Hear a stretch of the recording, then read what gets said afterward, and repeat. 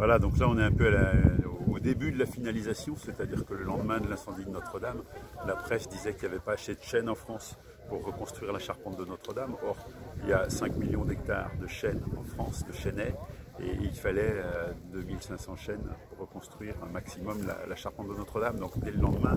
j'étais intervenu en disant que la forêt privée donnerait les chênes, et puis ensuite la forêt publique a dit mais nous aussi on va donner les chênes, et puis les forêts communales, et puis la société forestière de la Caisse des dépôts et les institutionnels. Donc tout le monde a voulu donner des chênes. Donc aujourd'hui,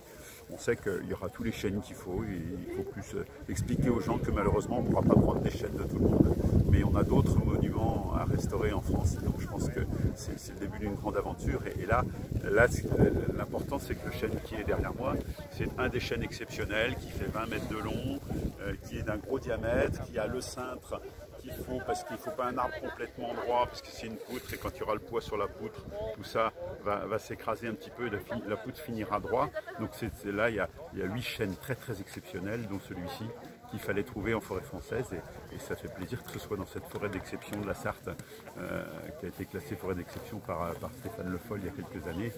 qu'on puisse retrouver ces très très belles pièces qui vont être la base de la flèche de Notre-Dame.